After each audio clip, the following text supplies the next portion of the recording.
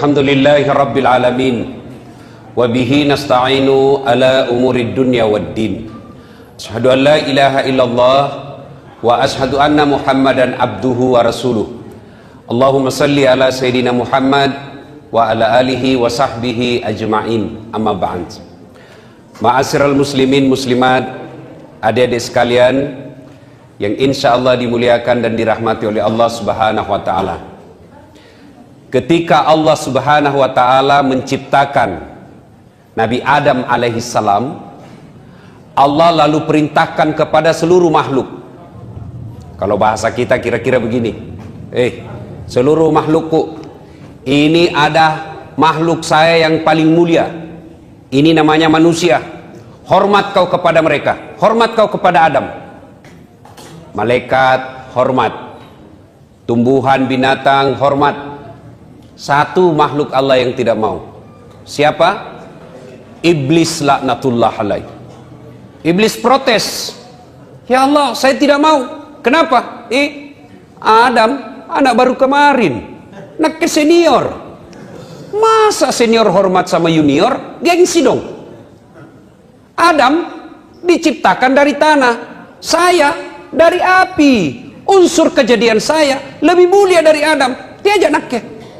Saya tidak mau. Allah lalu berfirman, iblis, kau sombong rumahnya. Kau sombong rumahnya. Kau tidak mau mengikuti perintahku. Keluar kau dari sorga ini. Diusir iblis dari sorga. Tapi iblis bilang, tunggu dulu Tuhan, tunggu dulu. Ada dua proposalku ini. Ada dua permohonan saya. Apa? Yang pertama kata iblis, ya Allah, berikan saya umur yang panjang. Allah berfirman, oke, proposalmu dikabulkan. Kamu tidak akan mati sampai hari kiamat.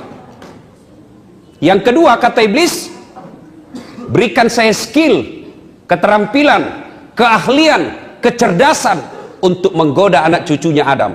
Gara-gara Adam saya diusir dari sorga, saya mau balas dendam. Saya mau cari itu anak cucunya Adam. Saya ajak dia untuk menjadi temanku, supaya dia menjadi sahabatku di akhirat kelak. Allah lalu berfirman, silakan, saya kasih kau segala kemampuan untuk menggoda anak cucunya Adam. Satu yang tidak boleh, jangan cabut nyawanya. Nah, sejak itu iblis dan para tentaranya, iblis dan para pasukannya berusaha mencari teman sebanyak-banyaknya, supaya ada temannya di akhirat nanti. Di mana tempatnya akhirat, adek? Iblis di mana tempatnya? Sudah jelas neraka. Maka dia cari teman sebagai supporter, pendukungnya.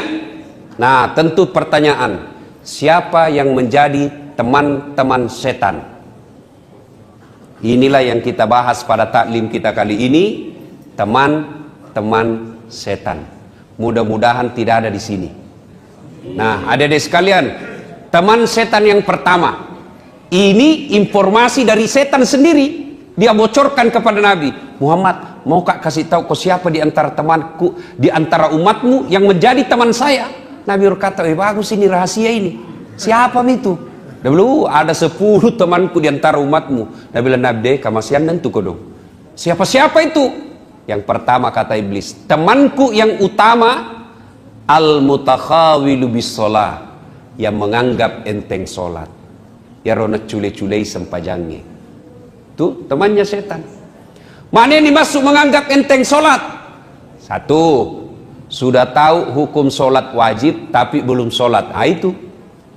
Bagaimana hukumnya sholat? Wajib. Artinya apa? Dosa kok kalau tidak sembahyang kok. Kenapa paling belum pakai sembahyang? Masih suka ka botoro. Botoro Tommy, tidak Tommy sembahyang. 2-0 bos. Kalau sembahyang botoro, 1 sama. Mana bagus 1 sama 2-0? Mana bagus 1 sama 2-0? Kalau saya 0-2, ndak botorok sambayan juga. Nah, itu yang dimaksud menganggap enteng sholat. Sudah tahu hukumnya wajib, tapi masih mereka tidak sholat. Termasuklah karakternya. Mau tahu orang yang menganggap enteng sholat? Ciri-cirinya, tabiatnya. Hilang uangnya 500.000. 3 minggu nak pikir. Mana bisa hilang itu? Batin aku simpan baik-baik. Di mana bisa hilangin uangku? 500.000 3 minggu udah pikir. Sekalinya datang omnya, pamannya, kenapa kau nak dari tadi kau mondar-mandir di situ kayak orang kehilangan apa? Hilang uangku om. Berapakah? Limbi.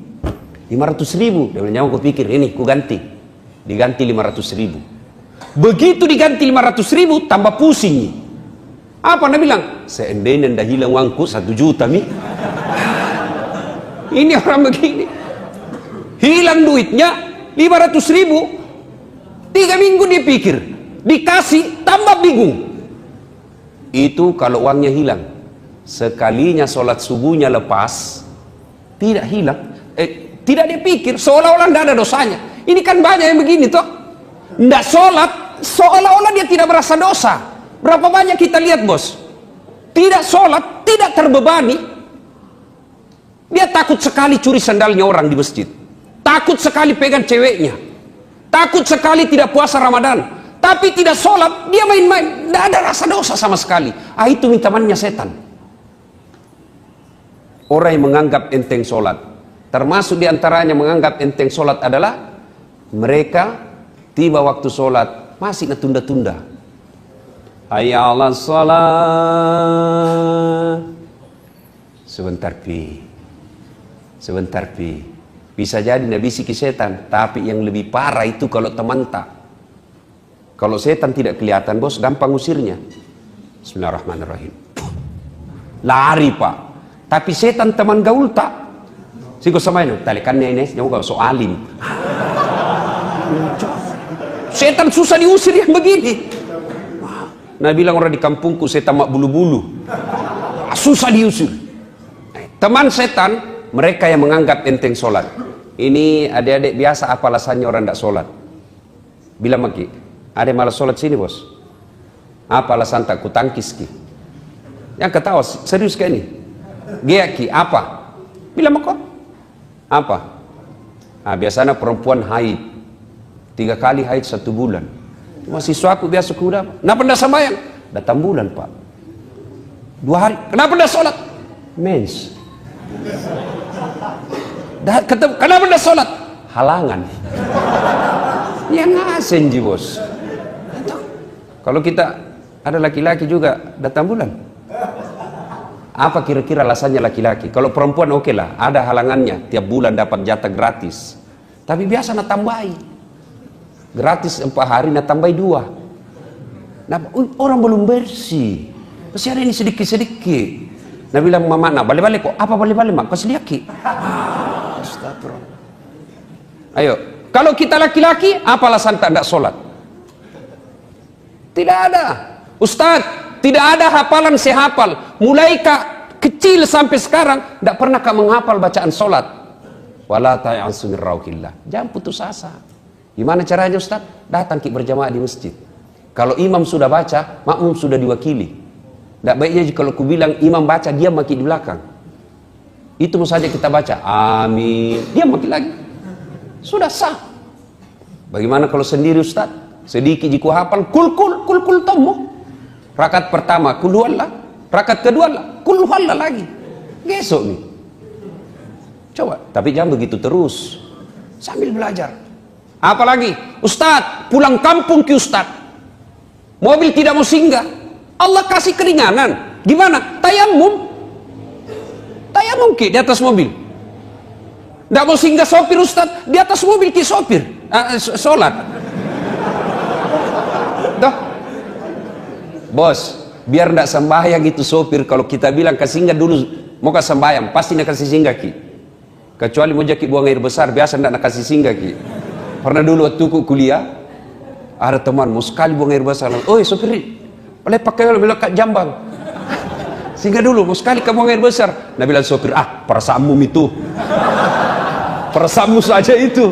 Dia bilang, betonga-tonga kak. Akhirnya apa? Tacir. Keluar itu, bau satu mobil. Balik ini sopir, jambangin anak iya.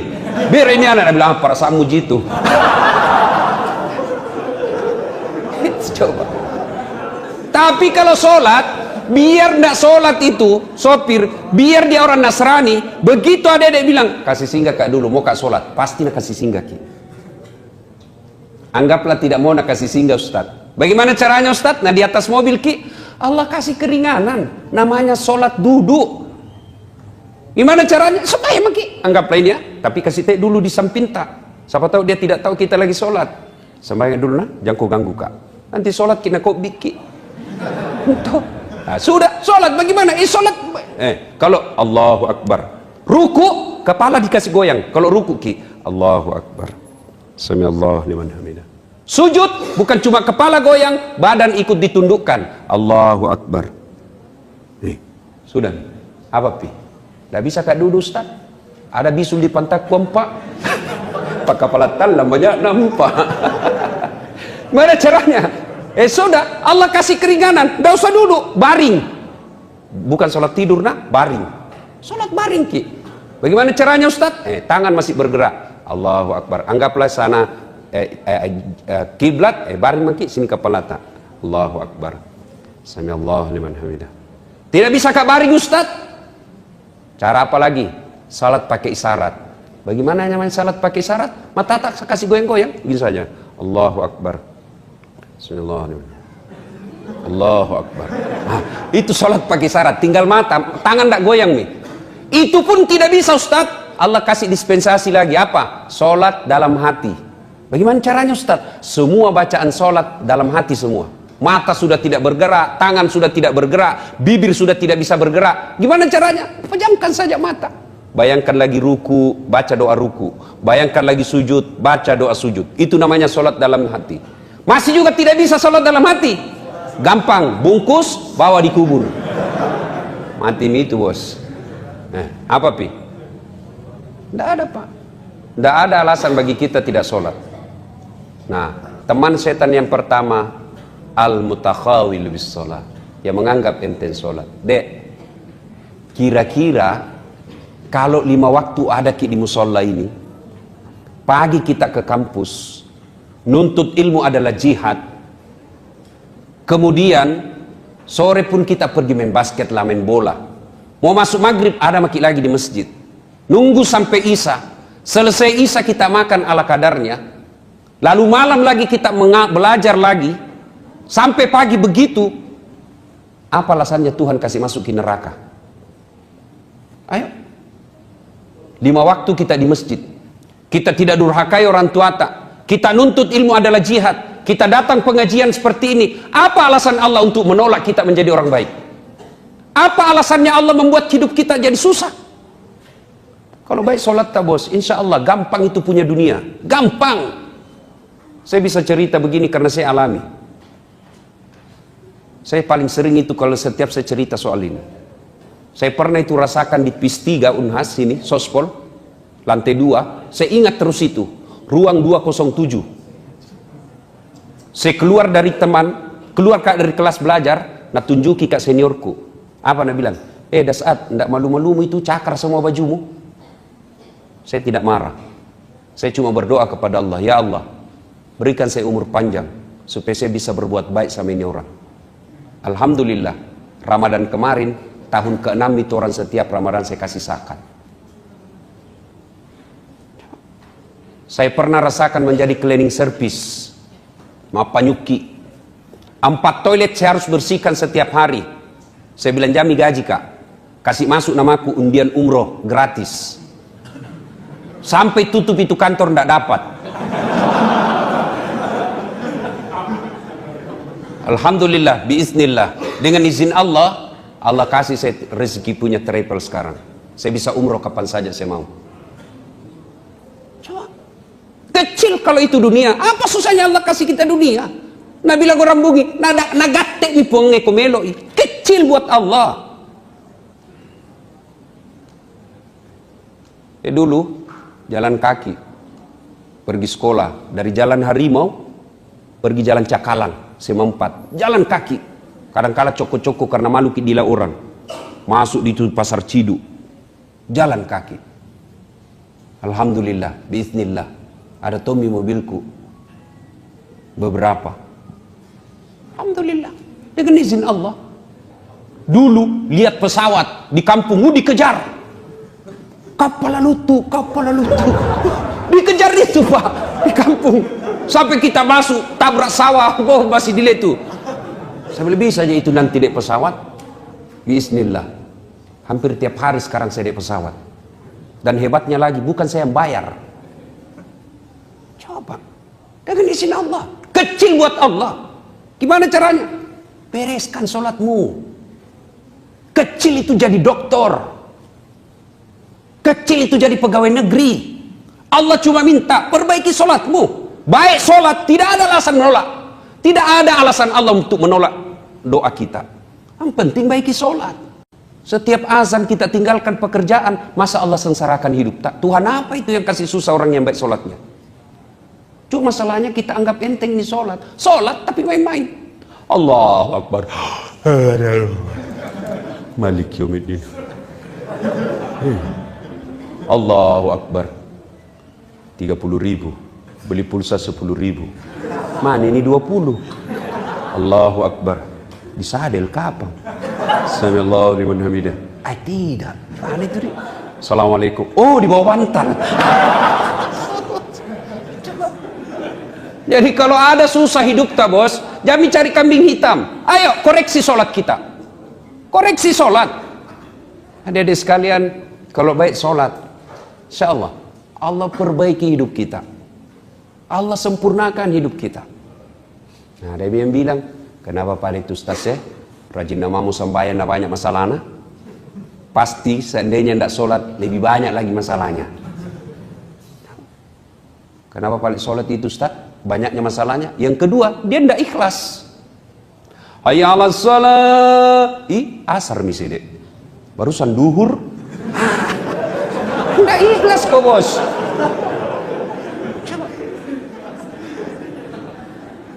Bisa bayang Ustaz, banyaknya susahnya. Yang ketiga, dia sholat tidak seperti yang Nabi ajarkan. Sholat itu tuh nak pakai futsal. Itu tuh nak pakai main basket. Itu tuh nak pakai masuk toilet. Nah pakai lagi sholat. Apa pernah kita dengar riwayat Nabi seperti itu? Coba mi bede. Setiap kita mau sholat, kita bersihkan badan kita. Cari pakaian yang rapi. Mau ketemu Allah ini bos. Nah kita saja mau ketemu sama cewek, tak biasa kita pinjam parfumnya teman tak. Pinjam dulu parfummu, apa pitu? Ada pitu parfum dipinjam, sudah kau pakai habis nih, tidak bisa kasih kembali. Satu, teman setan adalah mereka yang menganggap enteng sholat. Kalau baik sholat tadi, tidak ada susahnya buat Allah. Coba saya kasih contoh. Bisa ndak orang hidup kalau dibakar api yang sangat besar, bisa hidup? Bisa. Hukum biologi mengatakan tidak mungkin manusia hidup kalau dibakar. Tapi kalau Allah yang mau, Ibrahim alaihissalam dibakar dalam api yang sangat besar, menyala-nyala. Ibrahim keluar kedinginan. Kalau Allah mau. Bisa enggak manusia hidup dalam perut ikan?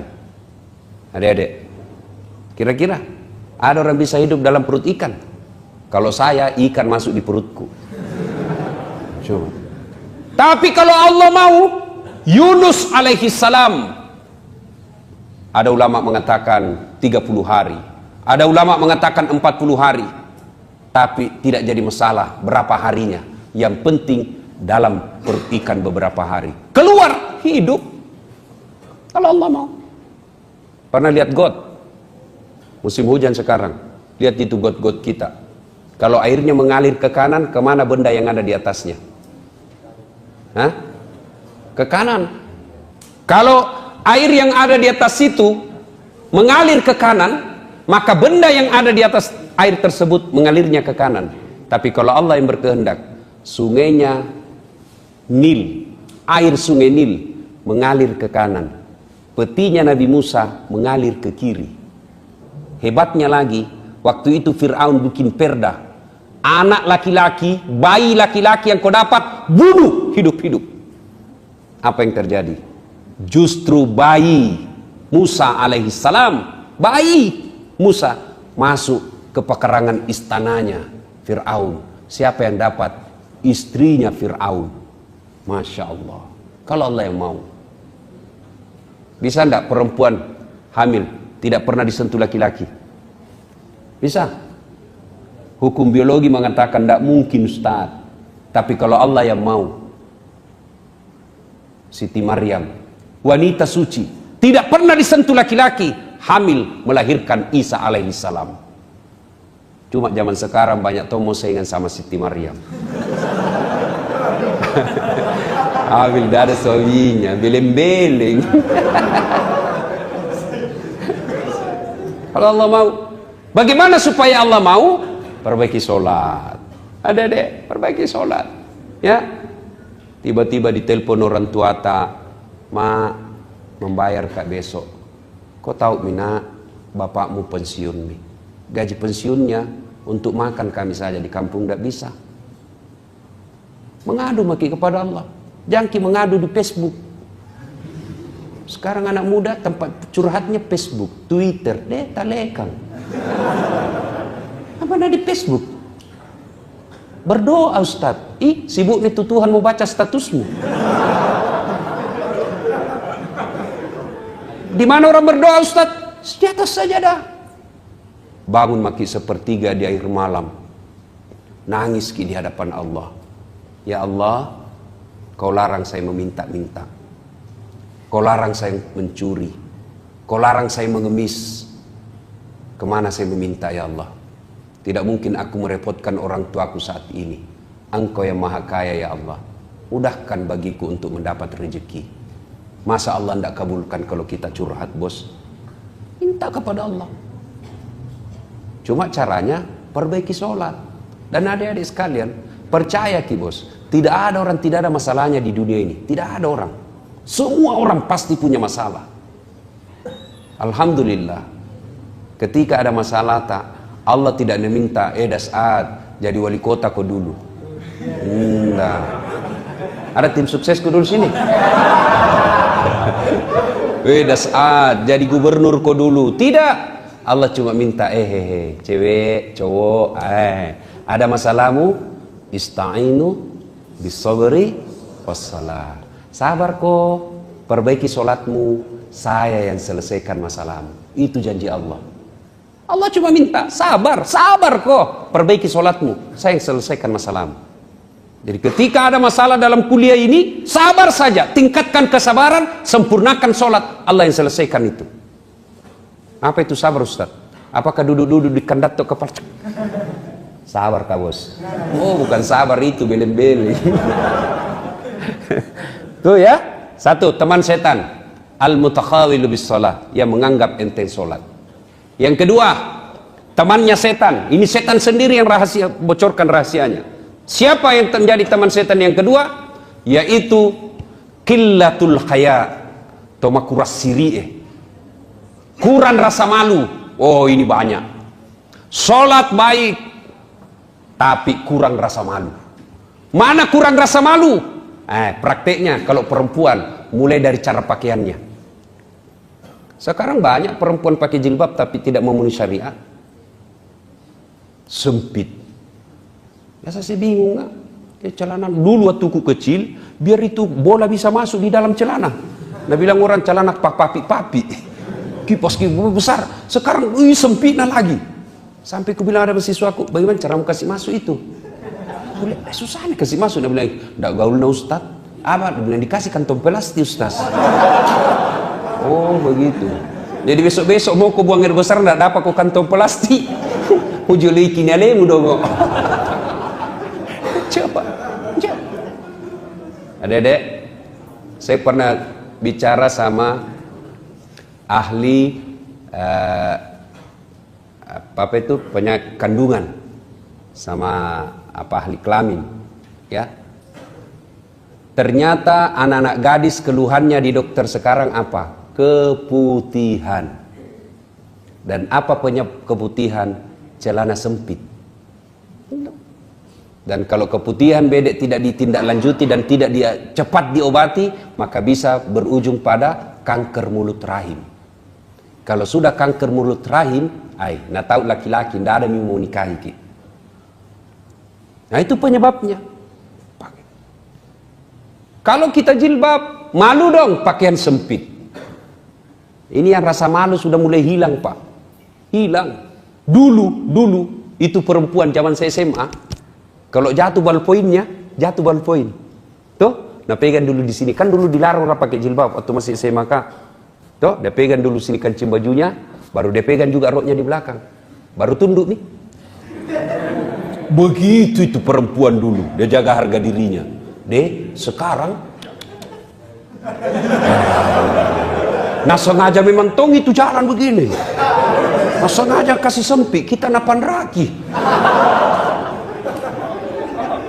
Biasa kalau mahasiswaku saya yang cewek-cewek, mahasiswiku saya bilang, Dek, yang seksi di luar. Kenapa Ustaz? Kau ganggu konsentrasiku, bilang. Kau enak, saya dapat dosa. Dan kita itu laki-laki toh, tergantung perempuannya kan. Mari kerjasama. Kami laki-laki jaga mata, tolong Anda cewek jaga akhlak. Biar setengah mati dijaga mata, kalau Anda berkeliaran kayak setan, nggak bisa dikendalikan, bos. Masa kita jalan tunduk terus, tabrak tiang listrik. Kerjasama, kami jaga mata, tolong Anda akhwat jaga akhlak. Coba itu laki-laki, kalau dia kumpul-kumpul di pinggir jalan, apakah namanya tempat biasa main gitar anak deker, apakah? Hah? Coba kalau ada anak di pinggir jalan, lewat cewek, kalau diganggui pakai jilbab, apa nak bilang? Assalamualaikum. Bau surga. Paling itu diganggui kalau pakai jilbab. Tapi coba itu kalau yang seksi, yang di atas turun ke bawah, yang di bawah naik ke atas, ketemu di tengah tipis sempit, lewat, apa nak bilang cowok? Cewek jungkir balik dong. Itu laki-laki. Nah itu ciri-ciri orang yang kurang rasa malu dari pakaian. Pakaian orang beriman itu takwa. Takwa itu salah satu diantaranya menutup aurat. Nah kita juga jangan sampai saudara tak, teman tak disuruh pakai jilbab, baru kita laki-laki umbar-umbar aurat. Mana? Pemain futsal, pemain basket, kelihatan pahanya. Dosa juga itu, bos. Mana auratnya laki-laki? Pusat sampai lutut, kelihatan paha, dosa. Masa dosa, Ustaz? Tidak ada nafsu lihat pahaku. Siapa bilang? Siapa tahu ada janda-janda tua sudah lama tidak pernah lihat paha tuh. Bisa jadi. Atau bisa jadi laki-laki sendiri yang nafsu lihat pahamu. Iya, bos. Jadi orang yang tebal rasa malunya. Malu dong malu dong kalau kita pengurus takmirnya Al-Aqsa, lalu kita tidak sholat awal waktu. Malu dong kalau kita remaja masjid, lalu kita tidak bisa menjadi teladan. Malu dong kalau kita menjadi remaja masjid, lalu kita malah kelihatan yang lebih bajingan. Itu punya rasa malu. Malu dong kalau bapak kita ustadz, lalu kita kajili-jili. Malu dong kalau kita dosen, lalu kita sendiri yang nakal. Orang yang punya rasa malu, minimal dia malu kepada sesama manusia, terpelihara dari dosa. Nah, orang yang tidak punya rasa malu, lihat nih sekarang. Salah satu sebab hancurnya Republik Indonesia ini karena banyak pejabat publik tidak malu. Makura Siri, Ketua DPRD zaman now. Langnya ki. Pacetong. Hilang, Masya Allah. Nah, apa itu? Tidak punya rasa malu. Bangga dia pakai mobil korupsi. Nyata-nyata pelat merah dia pakai pergi urusan hari-hari, urusan pribadi. Malu dong. Orang yang punya rasa malu, insya Allah termasuk orang yang baik imannya. Sebaliknya, orang yang tidak punya rasa malu, itulah temannya setan. Yang ketiga, teman setan, qaswatul qalbi, maka doati, kak doro, tidak mempan nasihat. Mana yang dimaksud tidak mempan nasihat? Nah bilang orang di kampungku, selesai dengar ceramah apa, Nabi bilang tantentong janjenjong, apa itu? Tangi tangu, jame jamamu, jame jamaku, wita topina witai. Nabi bilang mangkasara kucini tompina kuciniki, eja pina doang. Kenapa? Kususai kok. Itu orang keras hati itu yang begitu. Selesai dengar dakwah tidak mempan, dinasehati tidak mempan, malah apa bilang, jamaku lagi panggil itu Ustaz dasar, tidak baik cara mana. Ini baik kita tidak kusuka. Kenapa? Ampak na bahas saya terus nak kena. Itu teman setan, tidak mempan, qaswatul qalb, keras hati. Nah, orang keras hati ini biasanya sepupu satu kali sama sombong. Ya, keras hati itu sepupu satu kali sama sombong, tidak mau dengar nasihat, tidak mau dengar dakwah. Nah, orang yang bagaimana cara memelihara hati supaya baik, supaya berhenti dari keras hatinya, ala bi dzikrillahi tatmainnul qulub.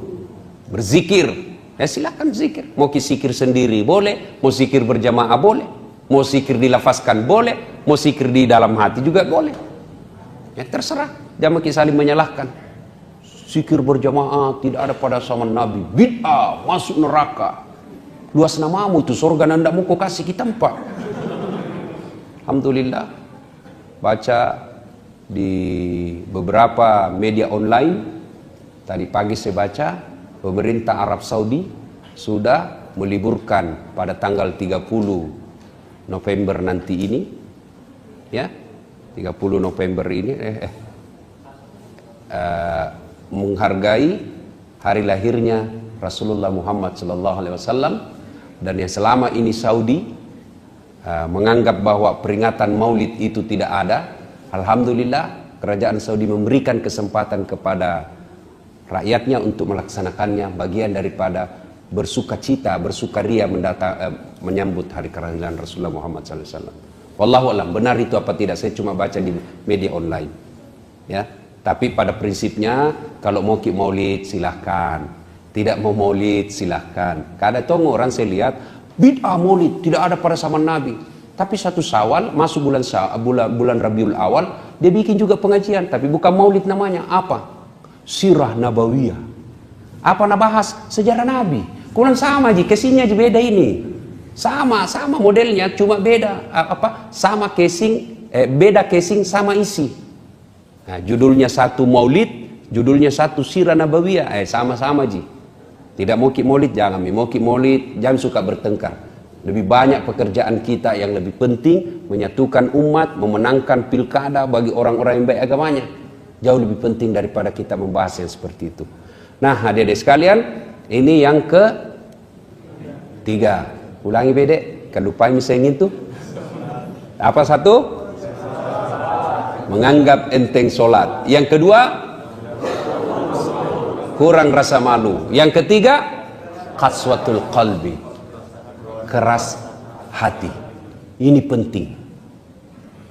Kalau orang keras hati itu dek, biar siapa nasihati. Dan siapa yang bisa mengobati hati kita? Kita sendiri. Dan ini hati penting sekali. Sehingga mungkin adik-adik sering dengar, dalam dirimu terdapat segumpal darah. Apabila segumpal darah itu sehat, maka sehatlah seluruh anggota tubuhmu. Tapi apabila segumpal darah itu sakit, maka sakitlah seluruh anggota tubuhmu. Apa gerangan segumpal darah itu? Qalb, hati. Ini hati. Artinya apa? Kalau hatinya sehat, insya Allah tutur katanya baik, perlakuannya baik. Tapi kalau hatinya sakit, tutur katanya merugikan orang, perbuatannya tidak enak. Itulah. Itu pentingnya itu hati. Saya kasih contoh. Pergi ke Bone, naik mobil, yang nyetir tangan, yang menatap sepanjang perjalanan mata, gas rem kaki, yang berpikir sepanjang jalan otak. Tapi begitu ada tikungan, apa tertulis? Hati-hati. Tidak ada tertulis otak-otak. Padahal otak itu yang berpikir sepanjang jalan. Tapi begitu ada tikungan, hati-hati. Tidak ada bilang otak-otak. Coba itu pentingnya hati. Coba di bandara, yang tulis pengumuman tangan, yang mencerna pengumuman otak. Tapi begitu ada pengumuman, apa nak bilang announcer? Perhatian. Tidak bilang perotakan. Makanya ini penting sekali pelihara hati. Qaswatul qalbi adalah temannya setan. maka pelihara. Nah, yang berikutnya, teman setan. Yang keempat, ghaniyun mutakabbir, orang kaya yang sombong. Kaya apa saja, kaya harta, namanya hartawan. Pelit, temannya setan. Kaya ilmu, ilmuwan, pelit, temannya setan. Mana itu ilmuwan pelit? Tidak mau kasih ilmu, tidak mau bagi-bagi ilmunya. Itu temannya setan. Kalau kaya harta, hartawan pelit, temannya setan. Tadi adik-adik, saya tadi terharu juga. Ini kan kita rata-rata anak mahasiswa di sini. Ada tuan tawa celengannya. Alhamdulillah. Mana mau kuliah tidak pernah singgah. Tapi artinya ada mitawa. Sudah ada. Dek, yang ketawa serius kayak gitu. Bagaimana mau ki kaya nah selalu ki minta-minta. Salah satu kalau mau jadi orang kaya jangan selalu minta-minta, bos. Tidak ada itu orang kaya minta-minta, hanya orang miskin. Maka kalau mau ki kaya berhenti ki minta kepada manusia, yang boleh hanya minta kepada Allah. Allah tidak senang itu tangan selalu begini. Yang Allah senang begini. Mana mau 100 rupiah lewat Nabi bilang teman-teman, sekek no 100 rupiah, biar nih bos, itu jika kemampuanku daripada kau. Nah, sudah. Tidak penting banyaknya, yang penting ikhlas. Daripada sedikit tidak ikhlas. Lebih banyak ikhlas. Tapi mau lihat pelitnya orang. Oh, ini selalu saya alami. Wih, kalau artis diundang, baik, kasih pesawat eksekutif kelas, hotel bintang 5, dari bandara dijemput, ada polisi, ada tentara, dikalungkan bunga, datang, itu artis datang dibawa alamat palsu, goyang pantatnya, kelihatan pahanya, ndak tahu nak kasih pegang ki, apakah Cina-Cina aja ki, artis pulang paling murah dikasih 75 juta. 75 juta. Pulang, sampai di Jakarta dia pakai beli narkoba, pakai dugem. Batena dihormati itu artis. Sekali na ulama diundang, penghafal Quran diundang, kasihan. Gojek na kirim. Piko jempu itu Pak Imam. La ilaha illallah.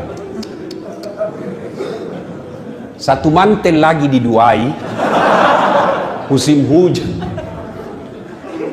terpaksa tunduk begitu terus di belakang sampai bedek sedikit lagi Ustaz. Tiba-tiba di jalan mogok, langsung dia bilang, tapi Ustaz turun ki dulu dorongnya. 1 jam busa-busa kalepak barasanji, sallallahu alaihi Muhammad sallallahu alaihi. Didoakan supaya selamat dunia akhirat, didoakan supaya murah rezekinya, supaya rumahnya berkah. Begitu mau pulang, berapa nak kasih? 25.000. Nah bilang suaminya, dek, 1 jam kau nak doakan, bah hujan-hujan lagi datang kau dong, 25 mau kasih. Nah bilang istrinya, tambahin jalan kotek 5 di situ. Bagaimana anak-anak tahu mau sekolah agama? Bagaimana anak-anak mau sekolah agama? Begini penghormatan kita sama orang yang paham agama. Sama artis yang hanya datang bawa dosa, kita kasih puluhan juta. Akhirnya orang tua bilang apa? Jangan kau kasih sekolah agama. Dia itu pui mau kasihan 2 jam 20.000 jina dapat. Itu tahu anak gaul 1 jam di lompat-lompat di panggung nyanyi, pulang bawa motor. Oke, lagi lihat pelitnya kita. Coba itu ibu-ibu kalau beli sayur, batena itu si tawar, baku tawar. Sekalinya pergi di mall, kita tawar ki. Ada-ada yang sering ke mall ini yang cewek. Kalau belanja ki, kita tawar nih. Misalnya di Alfamart, tawar mina lihat ki penjaga bilang gila kapang ini. Coba.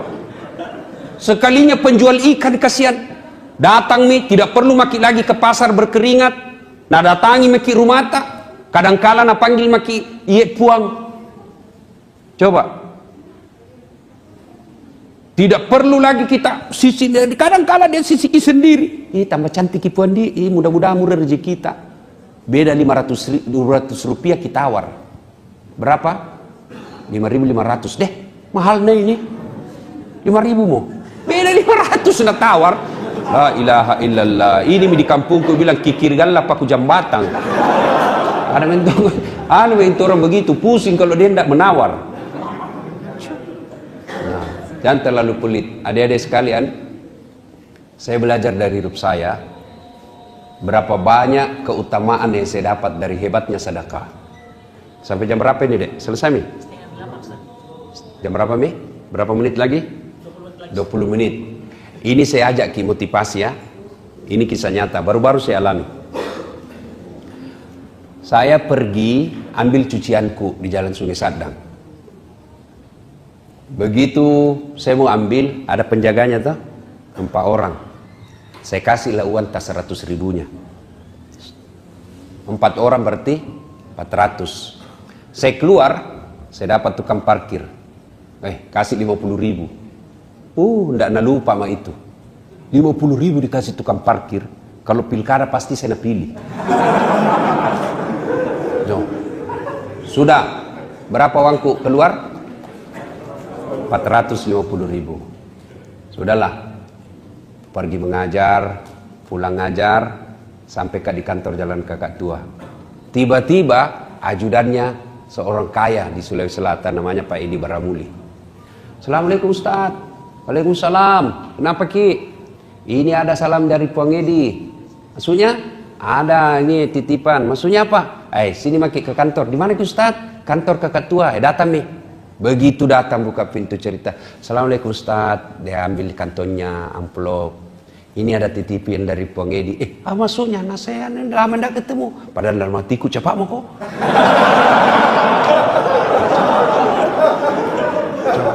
Sudahlah. Basa-basi tolak-tolak. Saya Sudah. Pas sudah pegang dalam hatiku. Cepat mau kau pulang. Kamu kira isinya ini. Masya Allah. Pulang. Saya buka itu amplop. Berapa uangku keluar dek pagi-pagi? 450. Pas saya buka berapa ya Allah ganti? Pagi sore Allah ganti. Berapa? 10 juta. Belajar kisah sedekah ya. Allah tidak lihat besarnya. Pernah lagi apa? Ada pagi-pagi datang ke rumah. Pinjam uang. Saya bilang, biar saya kasih pinjam, tidak kasih kembali. Sudahlah, kasih saja uang 150 ribu. Kan tidak enak kasih kecewa. Sudah kasih, tiba-tiba ada lagi ibu-ibu datang. Lalu ibu-ibu datang, Assalamualaikum. Saya bilang, sama istriku. Karena perempuan kita hadapi. Pinjam juga uang rupanya. Saya bilang, jangan kasih pinjam, tidak bisa nak bayar kodok. Kasih saja uang 200. Pulang. Berapa uangku keluar pagi-pagi? 350 ribu. Sore menelpon yang punya pesantren yang di Pangkep, Haji Masrur.